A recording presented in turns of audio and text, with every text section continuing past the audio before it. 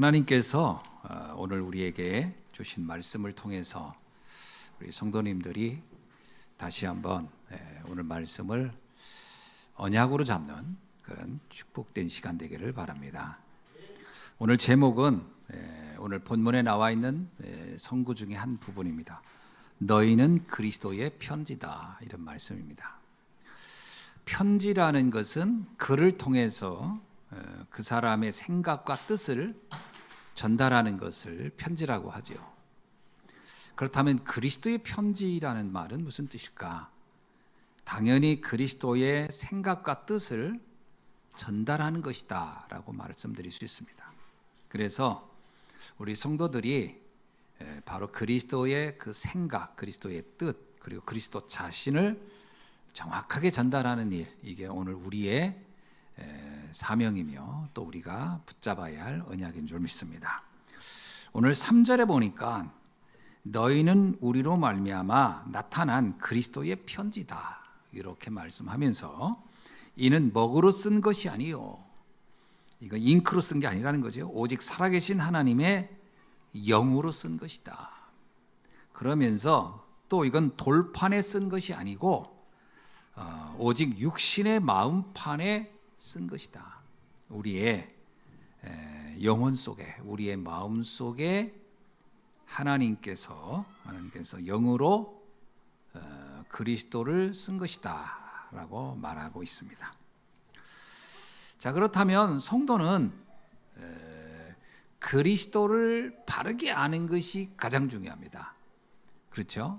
우리가 그리스도를 전하는 사람으로서는 가장 먼저 그리스도를 바르게 알아야 되는 거죠. 그래서 그리스도를 아는 것보다 중요한 것은 없습니다. 무엇보다도 이게 우리가 그리스도인의 편지 노릇한다, 우리가 그리스도의 그 편지다라고 할 때는 그리스도에 대한 정확한 이해가 가장 우선되는 겁니다.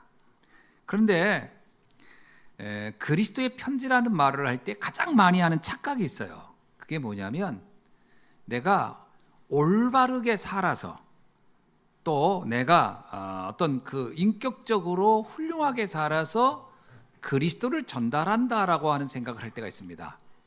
물론 그게 나쁜 건 아니고 그게 좋은 겁니다. 우리가 인격적으로 훌륭하면 좋죠. 그러나 그것으로서 그리스도의 편지가 되기는 어렵습니다. 여러분, 내가 훌륭한 인격을 가지고 또 많은 사람들에게 나름 많은 어떤 그 존경만한 일을 했다고 합시다. 그러면 사람들이 참 훌륭한 크리스찬이군요 라고는 들을 수 있습니다. 참 그 교회는 참 좋은 교회군요 라고 하는 얘기는 들을 수 있습니다. 그런데 그 사람이 그리스도를 구주로 영접하고 하나님 자녀가 되는 건 다른 얘기입니다. 그렇다고 해서 되는 건 아니에요. 여러분, 불신자 중에서도요, 예수님을 훌륭하게 여기는 사람이 많습니다. 그죠? 예수님은 참 훌륭한 분이다, 인류의 스승이다. 심지어 모슬렘들도 예수님은 굉장히 훌륭하다고 합니다. 그리고 예수님을 믿는 크리스찬들에 대해서도 굉장히 좋게 생각하는 사람 참 많습니다. 그렇다고 해서 그들이 크리스찬이 되느냐, 그들이 예수님을 그리스도로 영접하느냐, 그건 다른 얘기입니다. 그러니까 예수님을 아무리 훌륭하다고 해도 예수님을 그리스도로 믿는 거하고는 또 다른 얘기다.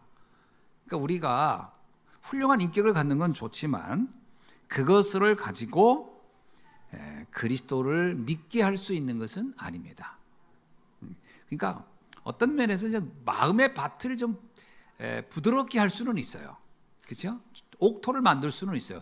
그러나 옥토가 됐다고 해서 거기서 싹이 나는 건 아닙니다. 거기에는 생명의 씨가 들어가야 되는 겁니다. 그죠? 씨 없이 밭만 아무리 잘 해놓은들 추수가 되는 게 아니거든요. 반드시 거기에는 생명의 씨가 들어가야 하는 겁니다. 물론 그 가시덤불, 돌짝 여기에 씨 뿌려가지고 잘 안 나죠. 그러니까 중요한 것은 우리가 생명의 씨가 가장 중요하고 그 씨가 자랄 수 있도록 좋은 밭을 만드는 것도 참 중요한 겁니다. 그래서 우리 성도님들이 모험적인 삶을 사는 것은 그건 불신자들에게 마음의 밭을 일구는 좋은 방법이죠. 그러나 그 자체만 가지고는 구원을 얻게 할 수는 없다. 거기에 반드시 생명의 씨가 들어가야 할 줄로 믿습니다. 그렇다면 우리가 그리스도의 편지다라고 하는 것은 쉽게 말하면 그 생명의 씨를 전달할 수 있어야 한다는 겁니다. 그 생명을 심을 수 있어야 돼요. 이게 오늘 우리의 가장 중요한 사명입니다. 여러분, 성도들이 그리스도의 편지가 돼야 할 이유, 목적이 있다면 뭘까요? 그것은 엄밀하게 말하면 불신자로 하여금 예수를 그리스도로 믿고 영접해서 구원 얻게 하는 겁니다. 그게 목적이에요. 그게 우리가 그리스도의 편지가 되는 이유입니다. 그죠? 그러니까 사람들한테 좋은 소리 들으려고 하는 게 아니에요. 사람들한테 참 훌륭합니다, 이 소리 듣는데 있는 게 아닌가. 그것은 서론입니다. 그건 서론이. 목적은 그게 아니에요. 목적은 생명의 씨가 들어가야 하는 겁니다. 이게 최종적인 거죠. 그래서 첫째 부터 생명의 씨는 넣지 못하고 사람들한테 좋은 소리만 듣다가 끝나는 경우가 정말 많거든요. 그래서 이 사람 참 훌륭한 크리스찬이야. 아이고, 믿으려면 저렇게 믿어야 돼. 다 좋은 얘기죠. 그런데 나는 안 믿어져. 이러면 그건 아무 소용이 없는 거예요. 그렇죠? 그럴 문제는 생명의 씨가 들어가야 한다. 자, 그렇다면 한번 점검해 봅시다.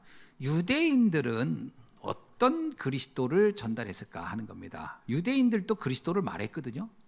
구약 성경에 보면 메시아에 대한 이야기, 그리스도에 대한 이야기가 기록되어 있잖아요. 그럼 유대인들이 생각하는 그리스도는 어떤 것일까?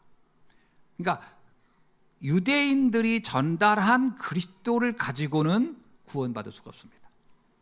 이게 문제예요. 자, 그러면 유대인들은 어떤 그리스도를 전달했냐? 마태복음 16장 14절에 나타난 기록에 보면은 당시 유대인들이 어떤 그리스도를 말했는지가 잘 기록되어 있어요. 여기에 보면 이렇게 나오거든요. 어느 날 예수님이 가이사라 빌립보 지방에 갔을 때 사람들이 막 예수님을 이제 그리스도라고 여기고 따라오는 거예요. 그러니까 제자들은 그리스도로 여기고 따라오니까 사람들이 그냥 너무 흐뭇했겠죠. 근데 예수님은 생각해 본 거예요. 저 사람들이 나를 그리스도로 여기고 오는데 어떤 그리스도라고 여기고 있을까? 그건 그때 유대인들이 알려준 그리스도관이 있단 말이에요. 그래서 제자들에게 물어요. 사람들이 가서 한번 확인해 봐라. 저들은 나를 어떻게 생각하고 여기까지 오는지를 한번 가서 확인해 봐 그랬어요. 제자들 가서 물어봤습니다. 사람들한테. 여러분은 우리 스승님을 왜 따라왔습니까? 그랬더니 뭐라고 대답하냐면, 이건 그때 당시 사람들의 생각이에요. 이거는 유대인들이 전달한 그리스도관 때문에 이렇게 만들어진 거거든요. 왜냐하면 세례 요한이 다시 돌아왔다. 세례 요한이 환생한 것이다 여기고 지금 세례 요한처럼 여기고 왔습니다. 또 어떤 사람은 엘리야가 다시 환생한 것이다. 엘리야 같은 분이다 라고 따라왔습니다. 또 어떤 분은 에레미야 같다고 여기고 우리는 따라왔습니다. 또 어떤 분은 선지자라고 여기고 따라왔습니다. 이게 당시 유대인들이 가르쳐준 그리스도관입니다. 자, 그러면 세례 요한은 어떤 거죠? 정의로운 일을 하는 분이라는 뜻이에요. 그러니까 예수님이 정의로운 일을 하는 분이라 여긴 거예요. 나쁜 건 아니잖아요. 정의로운 일이 왜 나빠요? 좋은 일이지. 그러나 그것 가지고는 구원을 얻을 수가 없는 거거든요. 또 엘리야는 뭐냐? 신비로운 능력을 행하는 분이었거든요. 예수님은 신비한 능력을 행했잖아요. 그죠? 아니, 물도 포도주로 만들고 병든 자도 고치고 죽은 자도 살리고 무리를 걷고 분명히 신비한 일이 있어요. 그러나 이것만 가지고는 구원 얻을 수가 없는 거예요. 에레미야 같다. 에레미야는요, 선행과 섬김의 대명사입니다. 그러니까 예수님은 어려운 사람, 병든 자, 고아, 과부들을 얼마나 그들을 귀하게 여기고 돌봤냐. 예수님은 저런 일을 하러 오신 분이라고 여기고 우리는 따라옵니다. 나쁜 얘기는 하나도 없죠. 다 좋은 얘기잖아요. 선지자는 어떻습니까? 당시 선지자는요, 인생의 스승을 말하는 거예요. 랍비예요, 랍비. 가르치는 사람이에요. 인생을 올바르게 살도록 가르쳐주는 사람이에요. 일종의 지도자란 말이에요. 그러니까 예수님은 우리의 인생의 지도자라고 여기고 우리는 따라왔습니다. 다 좋은 얘기잖아요. 그런데 예수님을 이렇게 믿어가지고는, 이렇게 따라가지고는 구원 얻을 수가 없는 겁니다. 그 예수님이 그 말 듣고 제자들에게 물어요. 그럼 너희들은 어떻게 생각하고 있냐? 그때 베드로가 얘기하죠. 주님은 세례 요한도 엘리야도 세례 에레미야도 선지자도 아닙니다. 오직 살아계신 하나님의 아들이시며 우리의 구원자가 되십니다. 이렇게 믿어야 되거든요. 근데 왜 유대인들은 이런 그리스도를 생각하지 못했을까요? 이유가 있어요. 마태복음 22장 42절에 보면은 예수님이 바리새인들한테 물어요. 너희들은 그리스도를 어떻게 생각하니? 라고 물었더니 뭐라고 얘기하냐면 우리는 다윗의 왕의 후손 중에 올 거라고 믿습니다. 이렇게 대답하는 장면이 나와요. 여러분, 다윗의 자손 예수요, 이게 당시 유대인이 생각하는 그리스도예요. 그러면 그게 무슨 말일까요? 여기서 포인트는 다윗의 왕입니다. 다시 말하면 왕권의 어떤 그 흐름 속에 우리가 말하는 영적인 왕이 아니고 혈통적인 왕, 그 중에 뛰어난 인물이 올 거라고 우리는 믿습니다. 뭐 엄밀하게 말하면요, 왕손 중에 누가 올 거라는 거죠. 이게 철저한 선민사상의 근거입니다. 그러니까 다시 말하면 우리 다윗의 자손들을, 우리의 이 유대인을 위해서만 오는 그리스도, 우리 유대인을 위해서만 오는 우리 그리스도라고 생각하고 있습니다. 그랬더니 예수님께서 뭐라고 하죠? 야, 그렇게 다윗의 후손에서 그리스도가 온다고만 생각하면 말이 안 맞는다. 왜? 다윗은 그때 당시에 그리스도를 가는 나의 주님이라고 했다. 그러면 이미 그리스도는 다윗보다 먼저 계셨던 분이야. 그러니까 니들 자꾸 혈통을 가지고만 그리스도를 설명하면 그 다윗의 고백하고 그거 배치되잖아. 그럼 너희들이 뭔가 좀 잘못 알고 있는 거야. 그리스도는 다윗의 혈통으로 오겠지만 그것은 다윗의 자손 유대인을 위해서만 오는 게 아니고 온 인류의 구주로 오는 건데 그걸 이해가 안 되냐 그래서. 그러니까 이 사람들은요, 아리송한 거예요. 자기들 왜? 머릿속엔 이미 그게 딱 각인돼 있잖아요. 혈통적인 사람. 근데 영적인 지도자 그러니까 이게 이해가 안 되는 거예요. 그러다가 예수님이요, 성전에 와서 성전의 문제를 지적하면서 다 뒤집어 엎는 장면이 나와요. 그러니까 뭐라고 하죠? 다윗이 가장 공들인 게 뭐예요? 성전 지은 거거든. 그러니까 온 메시아는 분명히 성전을 귀하게 여길 거라고 여겼는데 왜? 다윗의 후손이니까. 우리의 조상이 세운 거니까 얼마나 그걸 귀하게. 근데 예수님 오더니 성전 다 뒤집어 엎고 막 난리를 치는 거예요. 이거 뭐 니들이 이게 강도의 소굴로 만들어 했더니 뭐라고 표현하냐면 마가복음 11장 18절입니다. 그 흐름 속에 나오는 이야기예요. 대제사장들과 서기관들이 듣고 예수를 어떻게 죽일까 하고 꾀하니라. 아, 이거 안 되겠다. 저건 그리스도가 될 수가 없어. 딱 보니까 이미 싹이 노래. 저건 그리스도하고 아무 상관없는 사람이야. 저거 죽여버려야 돼. 이렇게 생각했다네. 이건 뭘 얘기하죠? 유대인들이 생각한 그리스도관은 철저한 배타적 선민사상에 근거한 그리스도관이었다라는 겁니다. 또 하나는요, 유대인들 속에 각인된 그리스도관이 하나 있었어요. 그게 뭐냐? 이스라엘만을 위한, 이스라엘을 강대국으로 만들고 이스라엘을 최고의 나라로 만들어서 세계를 호령하게 하는 그리스도를 원했어요. 그래서 사도행전 1장 6절에서요, 제자들도 그 생각에서부터 자유롭지가 않았어요. 그래서 제자들이 이렇게 묻습니다. 예수님이 승천하기 직전에 그때 궁금해서 물어본 거예요.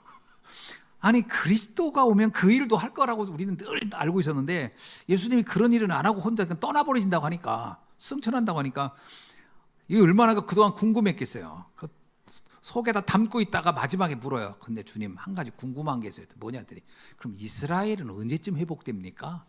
그거는 좀 어떻게 언지를 좀 주시고 가시지요? 이렇게 얘기한 거예요. 그게 뭐냐면 그리스도라고 하는 그 비밀 속에 유대인들은요, 민족주의적인, 세속적 민족주의적인 그 구체적인 눈에 보이는 어떤 나라, 왕국을 만들어주는 분이라고 생각하고 있었다는 거예요. 눈에 보이는 현상적인 뭔가 변화를 일으킬 수 있는 분. 이게 이들이 기대하는 그리스도였어요. 오늘 우리도 그런 생각하지 않나요? 예수님을 믿으면 당장 눈에 보이는 뭔가 변화되기를 원하는 거예요. 그러니까 제자들이 우리가 예수님을 이렇게 믿었는데 눈에 보이는 뭔가 막 가문이 바뀌고 집안이 바뀌고 또 나라가 바뀌고 뭐 이런 것도 좀 보여줘야 되지 않아요? 그게 예수님이 뭐라고 하죠? 그거는 너희들이 알 바 아니야. 신경도 쓰지 마. 왜? 그건 하나님이 알아서 시간표에 따라서 하실 거고, 너희는 성령 충만 받고 예루살렘에서 저 땅 끝까지 복음이나 전해. 그리고서 주님은 가버리셨어요. 이게 뭐냐면 유대인들이 손꼽아 기다렸던 그리스도는요, 이스라엘의 영웅 같은 분이었어요. 눈에 보이는 문제를 단번에 다 해결해 주는 그런 능력자라고 생각했던 거예요. 제자들도 그 생각에서 자유롭지가 않았던 거죠. 자, 이런 생각을 가지게 되면 주님은 분명히 세상을 바꾸시는 분입니다.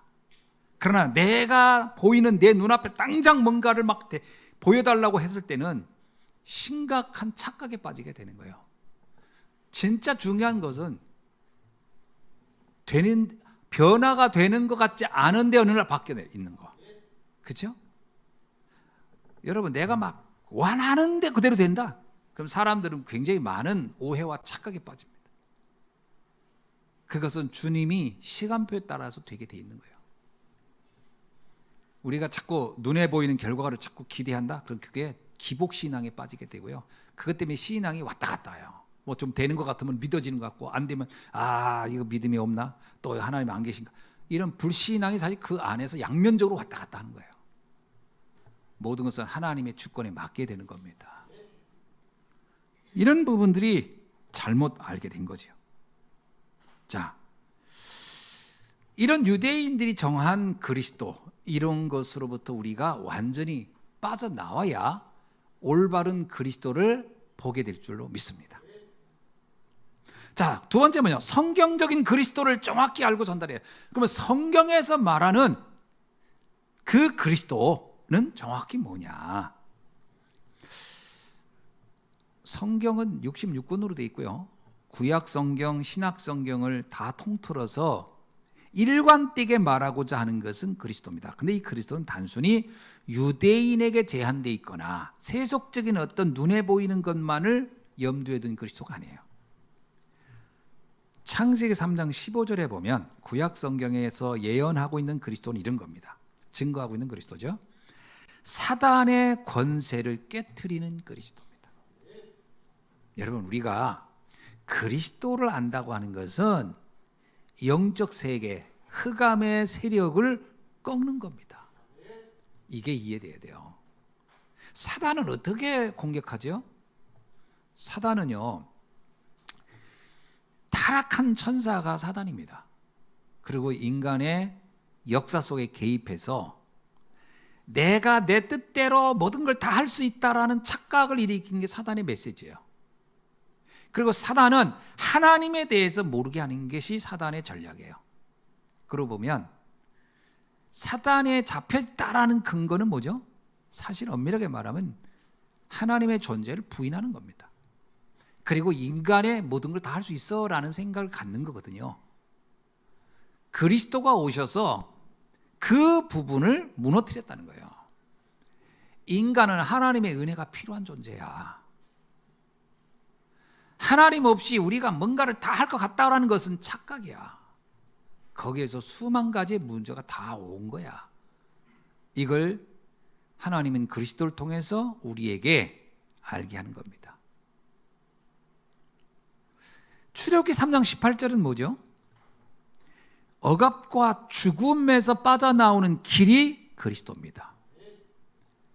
430년간 이스라엘 백성은 노예로 살았어요. 근데 그들은 왜 노예가 됐는지, 또 노예가 돼서 왜 이 고통을 당해야 되는지 본인들은 어떻게 뭐 어렴풋이 알 수는 있겠죠. 요셉의 후손들이 애굽에 와서 이렇게 됐겠죠. 그거는 그냥 역사적인 사실에 관한 얘기고, 그렇다고 해서 우리가 왜 이런 처참한 대우를 받아야 돼?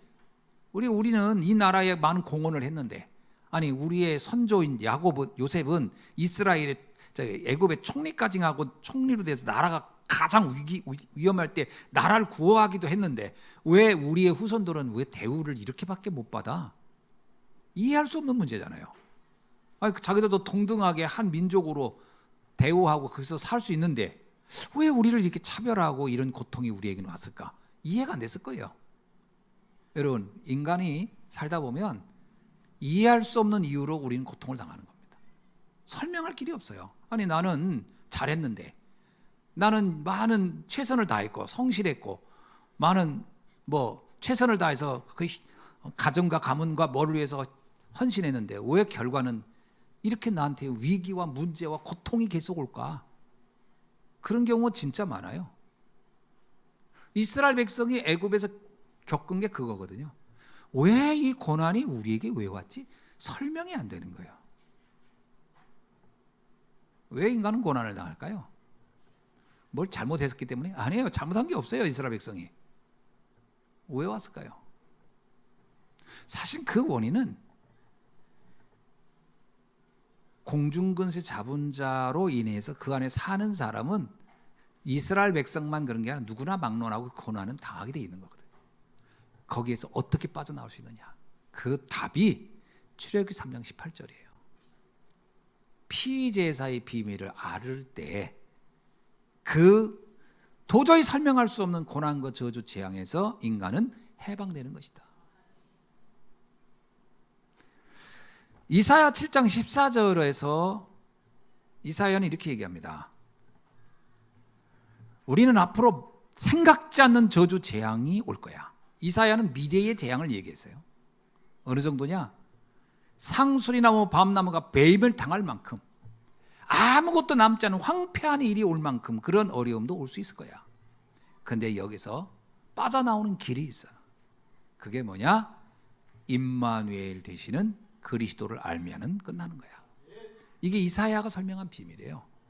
여러분, 이게 얼마나 신비한 일입니까?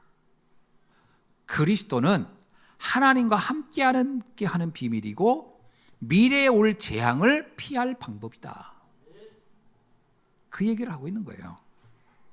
그러니까 그리스도는 단지 눈에 보이는 어떤 현상을 잠깐 바꿔주는 정도의 사항이 아니라 인간의 근본적 저주 재앙을 바꿔내는 비밀이 그리스도 안에 있다라는 거죠. 이사야 53장 4절에서 12절에는 이사야는 좀 더 그리스도에 대해서 리얼하게 얘기합니다. 우리는 다 양 같아서, 양이 어때요? 양은 되게 착하잖아요. 동물 중에 아마 가장 착한 동물치라고 하면 아마 양일 것 같아. 일단 양은 초식 동물이야. 그리고 양은 아낌없이 다 줘. 털도 주고 고기도 주고 다 줘. 그리고 양은 절대 누군가를 해치지를 못해요.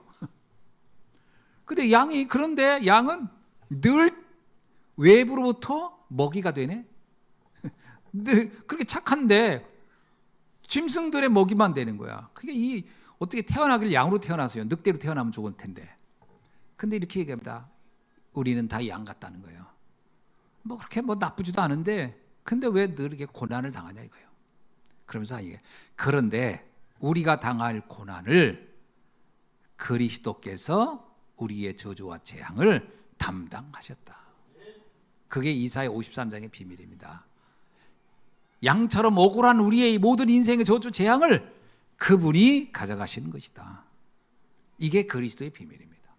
어떻게 생각하십니까? 이 땅을 사는 동안 억울한 일이 혹시 많으십니까? 어떻게 이게 끝날까요? 그리스도 되시는 주님이 이걸 담당하심으로 인해서 그 저주 재앙에서 우리는 자유롭게 된 것이다. 그게 구약에서 말하고 있는 그리스도에 대한 해석입니다, 사실. 그럼 신약의 해석은 어떨까요? 구약에서 말했던 그분이 드디어 이 땅에 오셨다라는 거예요. 그 그리스도가 왔어요. 그래서 우리는 이날을 축하하고 막 그래서 성탄절 난리치는 거죠. 우리가 막 감사하고. 왜냐? 이 어마어마한 축복을 가진 분이 이 땅에 왔으니까요. 뭐라고 얘기하냐? 마태복음 1장 21절로 22절 이렇게 얘기합니다. 예수님은 자기 백성들을 그들의 죄에서 구원할 그리스도로 오셨느니라. 예수님이 이 땅에 오셔서요, 그의 백성들의 저주와 죄를 담당하시려고 오셨다라는 겁니다. 요한복음 1장 14절은 이렇게 얘기합니다. 예수님은 생명의 말씀인 육신이 되어, 생명의 말씀이 육신이 되어 세상의 빛으로 우리에게 오셨다. 어둠 속에 갇혀있는 너희들이 빛으로 나올 수 있도록 빛 되신 그분이 인간의 몸을 입고 이 땅에 오신 분이 그리스도다. 요한복음 3장 16절은 좀 더 구체적으로 설명합니다. 하나님이 세상을 이처럼 사랑하사 독생자를 주셨으니 이는 저를 믿는 자마다 멸망치 않고 영생을 얻게 하려 하심이니라.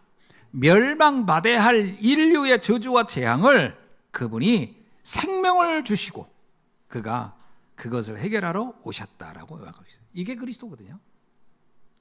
자, 그렇다면 우리가 그리스도를 안다고 하는 것은 굉장한 축복인 겁니다. 최고의 은혜라고 저는 설명하죠.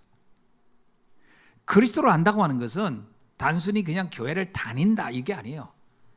모든 저주 재앙에서부터 해방되는 것을 의미하는 겁니다. 그래서 예수 그리스도가 오셔서 하신 대표적인 세 가지 사역을 우리는 정말 꼭 믿어야 됩니다. 아는 것에서 멈추지 말고 이걸 꼭 믿어야 돼요. 그게 뭐냐? 원죄를 해결하신 그리스도입니다.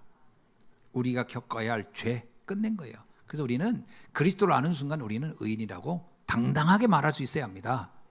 또 하나는 사단의 권세를 해결하신 그리스도입니다. 우리는 아무것도 두려울 게 없어야 돼요.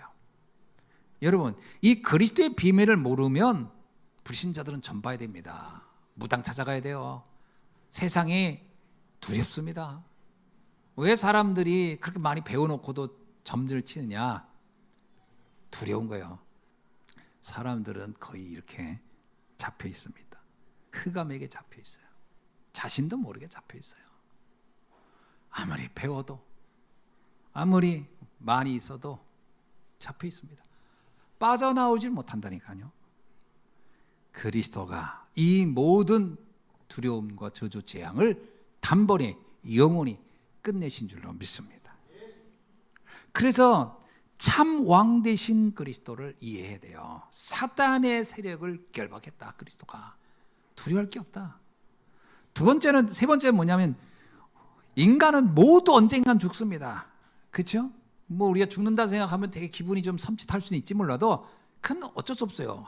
사람이 한번 태어난 것은 당연한 거고 또 죽는 것도 당연한 겁니다. 이거는 그냥 자연의 이치예요. 그건 하나님이 창조 때부터 만들어 놓은 원리예요. 죽을 겁니다. 주일 아침부터 죄송한데 그러나 그 다음은 어떻게 될 거냐?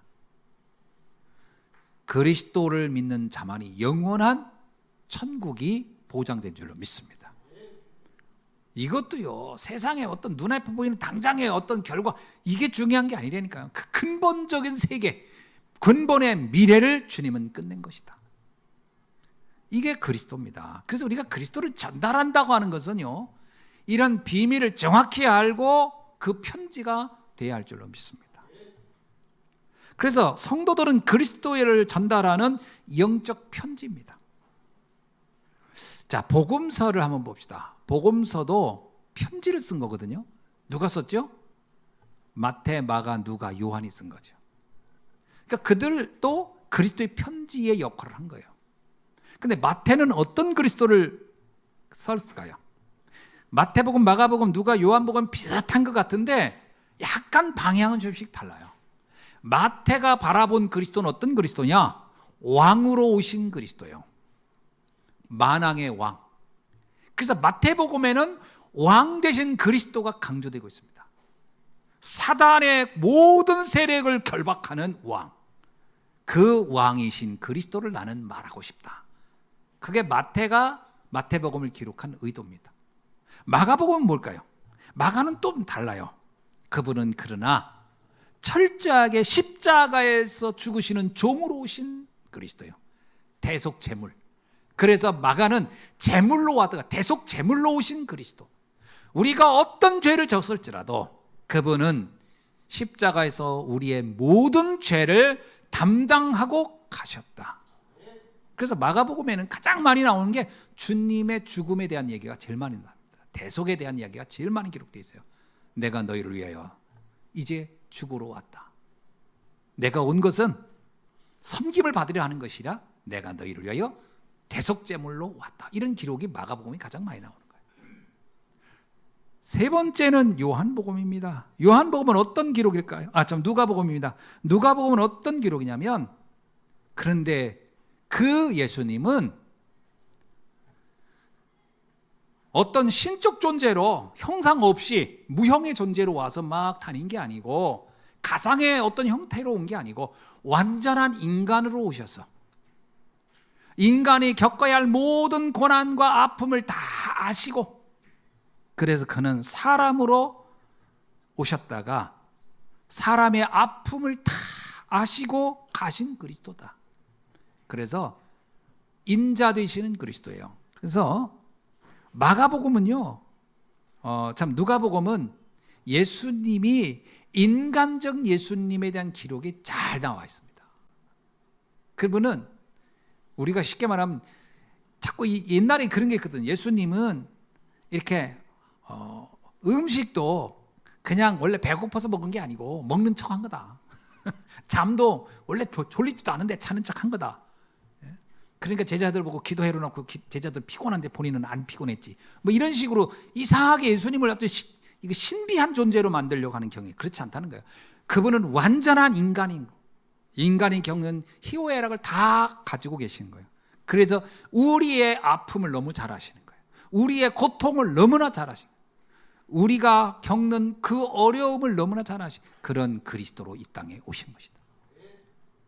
요한은 어떤 그리스도냐? 그런데 그분은 하나님이신 거예요. 완전한 사람이었는데 그분은 또 완전한 하나님이셨어요. 그래서 그분은 전능하시며 그는 부활의 주로 인간이 절대로 해결할 수 없는 문제를 해결하시는 분으로 이 땅에 오셨다. 자, 그래서 마태, 마가, 누가, 요한은 조금씩 그리스도에 대한 포인트를 조금씩 보는 각도가 달라요. 그러면서 말하는 게 그 그리스도가 바로 예수시다. 이게 핵심입니다. 그래서 여러분은 예수를 그리스도로 믿으셔야 됩니다. 이 얘기예요. 왕 대신 예수님을 그리스도로 믿으세요. 종으로 오셔서 십자가의 대속제물로 오신 그리스도를 믿으세요. 그리고 여러분 완전한 사람이신 예수 그리스도를 믿으세요.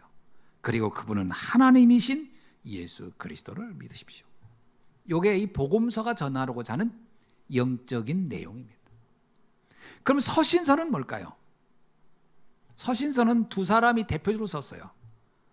한 사람은 바울이고 또 한 사람은 베드로입니다. 물론 야고보도 썼지만 이 서신서의 핵심은 어떤 거냐? 예수가 그리스도라고 믿었더니 그 믿음 위에 일어난 엄청난 역사와 체험들, 이것을 기록한 것이 서신서예요. 그게 뭐예요? 진짜 예수는 그리스도였습니다.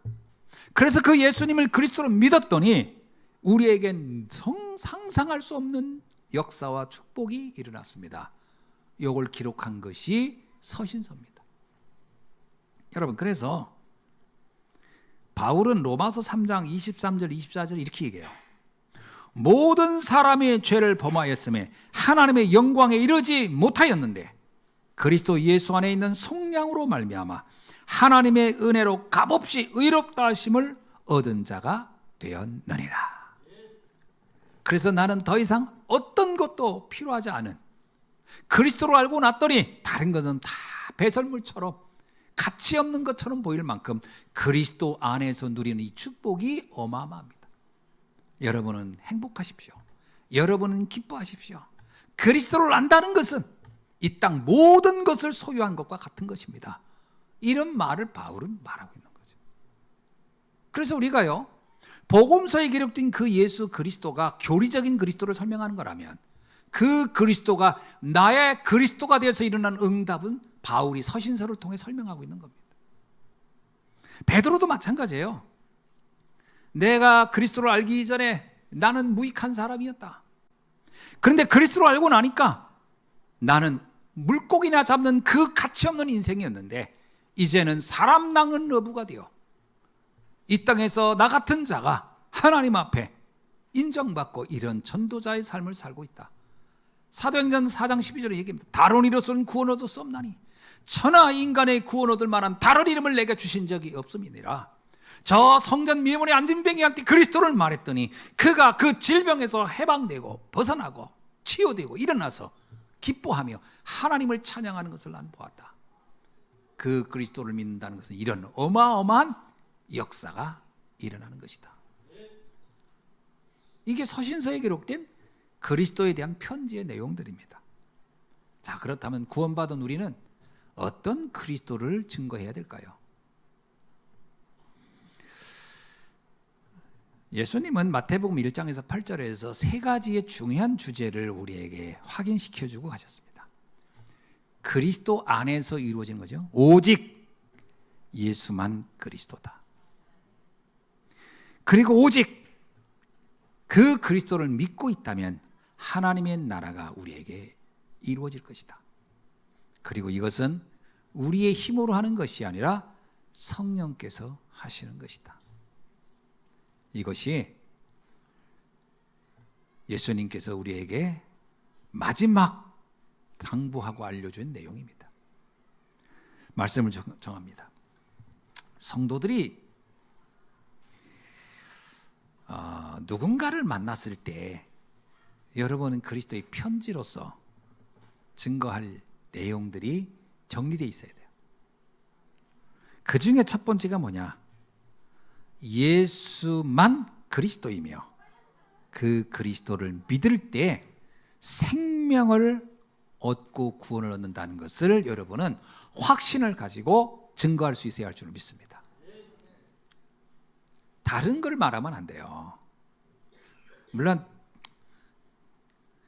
교회 나와서 다니면 뭐 여러 가지 좋은 일이 있습니다. 뭐 다 좋은 얘기예요.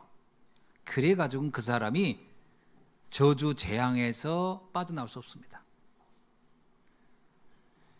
창세기 3장 근본 저주에서 나올 수 절대 없어요. 뭘 말했냐? 오직 예수만 그리스도다.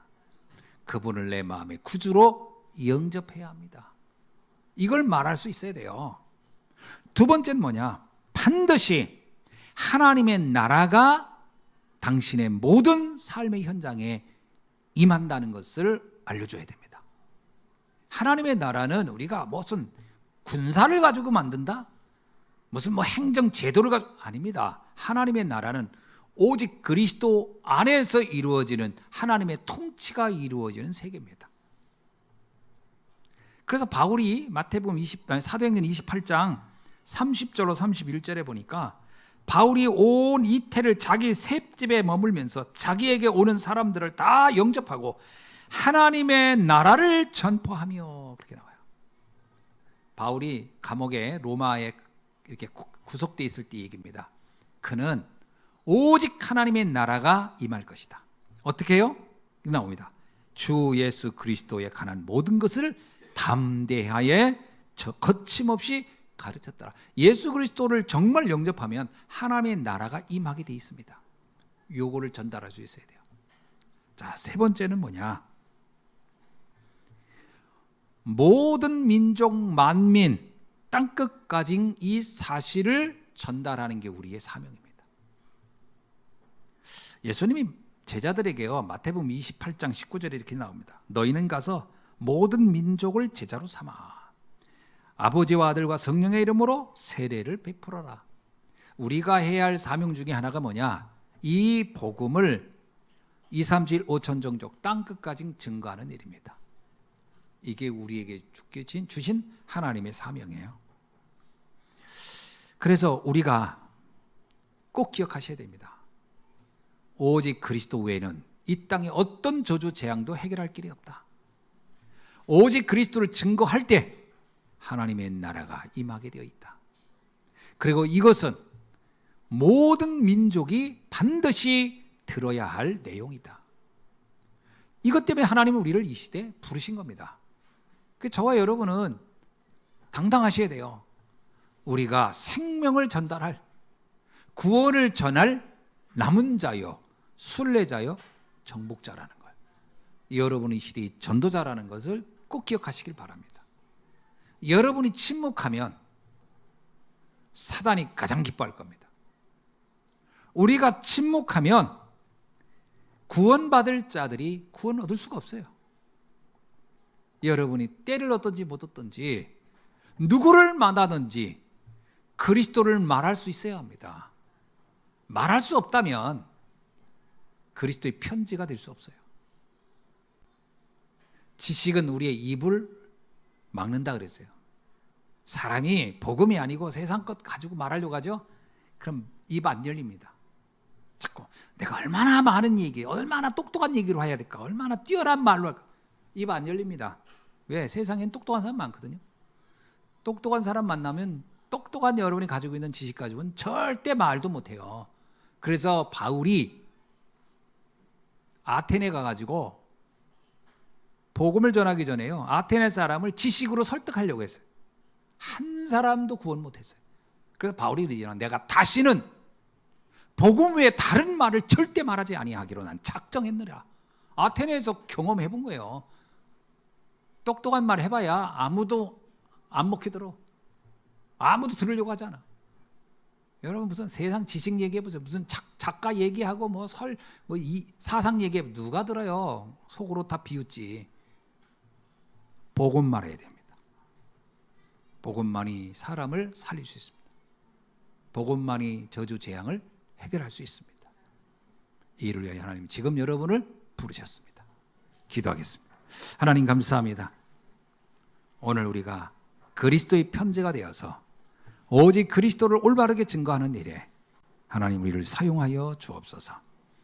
저주 재앙에 빠져 있고 고통 속에 있는 이들에게, 답을 찾지 못해 어둠의 터널을 걷고 있는 그들에게, 언제 끝날지 모를 것 같은 이 불안과 재앙 속에 있는 이들에게 오직 빛 대신 그리스도를 증거하게 하여 주셔서 영원한 생명을 얻게 할 뿐만 아니라 하나님의 나라의 축복을 누릴 수 있는 일에 하나님 우리가 쓰임받기를 원합니다. 하나님 우리를 사용하여 주옵소서. 주 예수 그리스도의 이름으로 축복하며 기도하옵나이다. 아멘.